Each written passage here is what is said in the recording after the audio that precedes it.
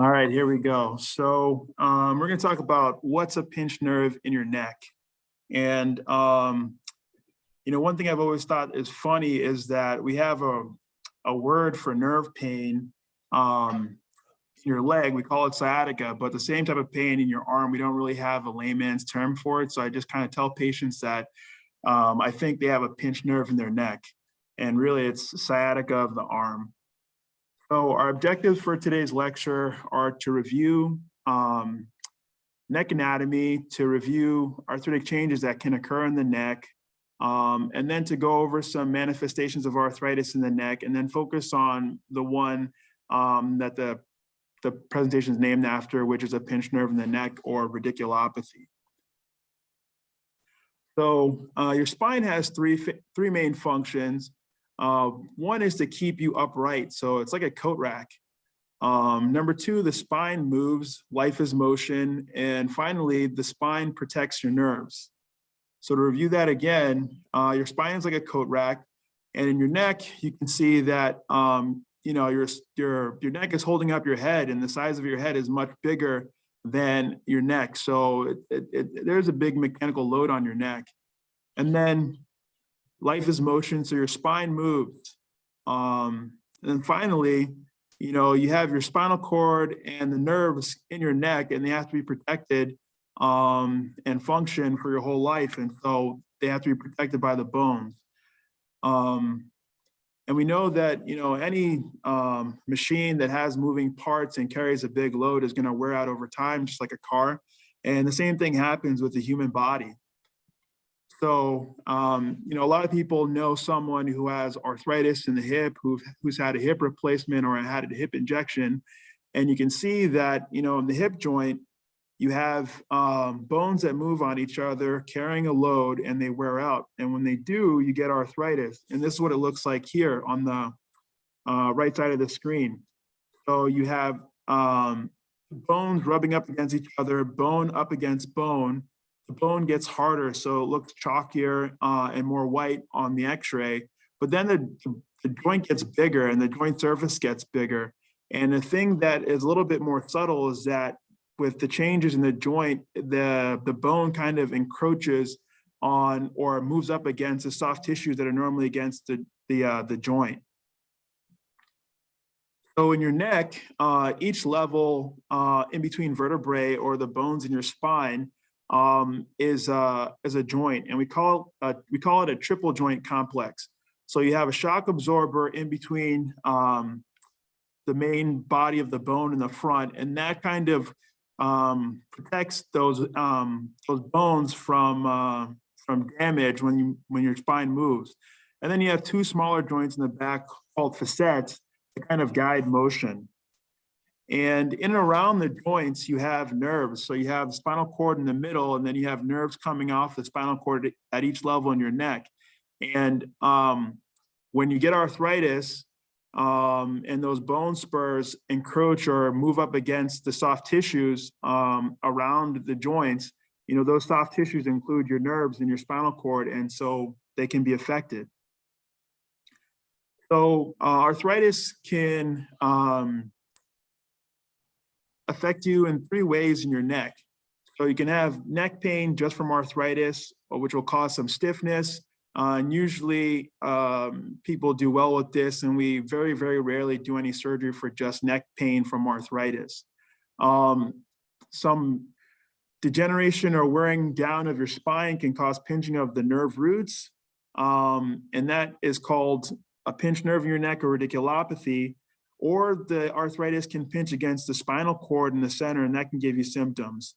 And in any one patient, you can get any combination of all three of those. For the purpose of today's talk, we're just going to talk about the pinched nerve in the neck. So what's a pinched nerve in your neck or cervical radiculopathy? So it's neuropathic pain or nerve pain and or weakness that comes from the nerve being pinched. So nerves have two main functions. So they control muscles and they control sensation in certain parts of your body. So there's something called the dermatome. So basically it's a map of where different nerves give you sensation on your skin. And when you have a pinched nerve, you get sensations, pain sensations, or weird numbness or tingling on the same areas on your skin. Similarly, different nerves control different muscles in your body. And so if the nerve is affected, those individual muscles can get weak.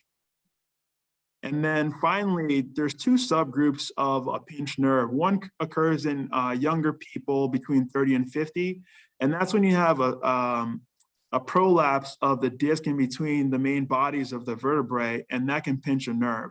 And that's sort of like a soft structure that's putting pressure on the nerves, and your body typically is able to degrade that or break it down, similar to your body degrading or breaking down blood in a bruise underneath your skin. And then that tissue shrinks away from the nerve and most people feel better. The other pain generated could be bony overgrowth through arthritis, where that pinches the nerve. And still a lot of people get better from that because the nerve kind of gets used to being in that tight space. So we have a patient case. This is a picture of Katherine Heigl. She actually had a pinched nerve in her neck and ended up getting surgery, but this is not her story. So we have a case of a 50-year-old woman with a history of neck problems for 20 years. She comes in the office complaining of neck pain that travels down her arm. And there's numbness that occurs in the thumb. And sometimes she feels like her right arm is weak too. So what do you do next? Well, we always get more information. So when did her current pain flare-up start? You know, her pain's been present for 20 years, but how long has her current pain episode been ongoing? How bad is the pain? What things has she tried so far? How bad does she feel her weakness is? And how bad do we feel it is on exam? And then we always screen for, you know, the rare time where a spine issue can cause you a serious problem. You know, the same arthritis that can pinch the nerve I told you before can put pressure on the spinal cord. So we always ask screening questions and do some physical exam things to make sure that's not the case, and it rarely is. And then we kind of think about what else could be causing the patient's pain. In medicine, we call that a differential diagnosis. So on further investigation, we find out that the pain has been present for 1 month. The patient has only tried Tylenol and Motrin from the drugstore. There's no severe weakness on exam, and there's no findings to suggest that there's spinal cord involvement in her case. So again, this is sort of like a picture of the anatomy, where typically if we're worried about a nerve root being pinched, it'd be over here. But if arthritis occurs in the midline, it could affect the spinal cord. So that's why we always have to check. So what else could be causing the patient's pain? So there is a mind-body connection, and people who have things going on in their mind that they're not happy about can have nerve-type pain in their arm. So we always make sure we know what's going on in our patients' lives. There are inflammatory conditions that can cause you to have pain in your arm that feels like a nerve pain. Sometimes there's things that can happen at the top of your shoulder that can give you similar symptoms. You can have a rotator cuff tear that can mimic pinched nerve in your neck. Also, tendonitis in your elbow or your shoulder can mimic pinched nerve in your neck. Diabetes can cause nerve pain. So a lot of people know about neuropathy in your feet from diabetes, but can happen in your arm. And then you can have pinched nerves in your arm at the elbow or at the wrist that can cause you to have symptoms that mimic a pinched nerve in your neck. Then finally, you can have like sort of call them visceral, like your heart issues that can present as chest pain and arm pain. So some people who might be having angina or heart pain can have symptoms in their arm or their chest. And then viruses can inflame nerves, and you can have pain from that too. But in our patient's case, we'll say that the pain is coming from a pinched nerve. So this is X-ray, and you can see at this level between the 5th and the 6th vertebrae that this space is completely collapsed. Same thing at C6, C7. I was looking on Google for images, and this happened to be from People magazine. So this is the surgery that Katherine Heigl ended up having. Good news is that 90% of people who have a pinched nerve don't get surgery, and most people either get better completely or get to a point where the pain is minimal and they can live their life without any disruption, and they don't get surgery. And for all patients, we always start with non-invasive treatment and then escalate as needed. So the typical treatments in orthopedics, not just in the spine, include some anti-inflammatory medication to try to decrease swelling and inflammation from any mechanical rubbing that's causing you pain. When nerves are involved, you can take medications that kind of calm down nerve irritation. Elavil is one, gabapentin is another. Tylenol helps with pain through a different mechanism. We send patients to physical therapy, and sometimes I get some pushback from patients. Well, what's physical therapy going to do for me? I think I tell them that I didn't go to physical therapy school, but I tell them how I see things. So I think that when you have a mechanical problem, you know, you want to try some kind of mechanical solution to feel better, especially before you try a surgery to try to get mechanical relief. And so physical therapy will help you strengthen muscles around a painful joint, and that can brace the joint internally inside of your skin. And then they also teach you positions of comfort so that you can take pressure off of the nerve. So there's certain positions you can put your neck in that kind of actually open up the spinal canal. And some patients can find that on their own naturally. And sometimes physical therapy has a lot of tips and tricks on how to improve that. If there's any physical therapists that are hearing this and think I got it wrong, please let me know. And then finally, there's a small role for narcotic pain medication that mainly tramadol in the case of a really bad pinched nerve, but I think I only prescribe this for less than 1% of patients and who are probably waiting for a surgery. So for our imaginary patient, we have an MRI here, and I thought I'd go over sort of how to read an MRI. So when I see patients in the office, I always go over the MRI with the patient so they can see what I see. So there's no magic about reading an MRI. You don't need orthopedic residency or spine surgery fellowship to be able to read it. You just have to know what you're looking for. So on this left image is a cross section going through the middle of your face and neck, almost like if you looked at a loaf of bread and have a long slice. And then on the right side of the screen, you have cross sections of the neck like a regular slice of bread. Sorry about that.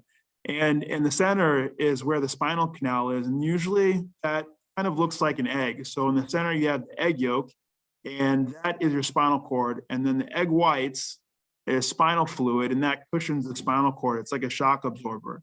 And then off of the spinal cord, you have the nerve roots. They're coming out and they're going down these channels. They come out and they go down these channels and they go down your neck and into your arm. So at the level below, you kind of see that there's a little bit of arthritis and that the space is getting narrow, but there's nothing. This is the right side here. There's nothing on the right side that you can see is preventing this nerve from getting through this channel. But then at this level, at C5-6, you can see that it's completely blocked off. And so that will match with the area of your arm where you have sensation on the lateral part of your, or the outer part of your arm and forearm and your thumb. And you can get numbness and tingling in your thumb there. So that kind of matches our patient's symptoms. So typically we'll get an MRI if someone has tried physical therapy for 6 weeks and they're not getting better.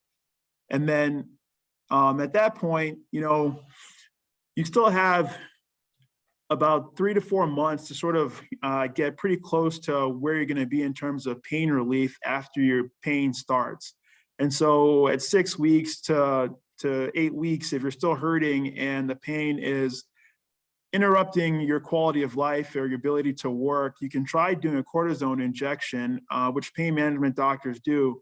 And basically they're just squirting strong anti-inflammatory medication right on the nerve or close to the nerve to try to give you symptomatic relief while your body takes time to heal itself.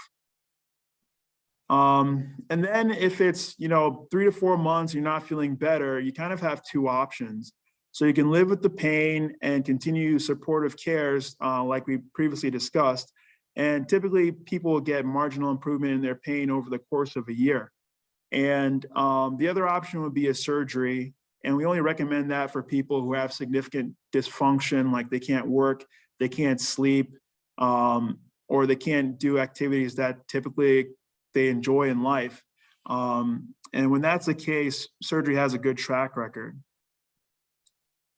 So two most common surgeries for a pinched nerve of your neck are done from the front of the neck. So one is called an anterior discectomy and fusion, or ACDF, and the other one is cervical disc replacement.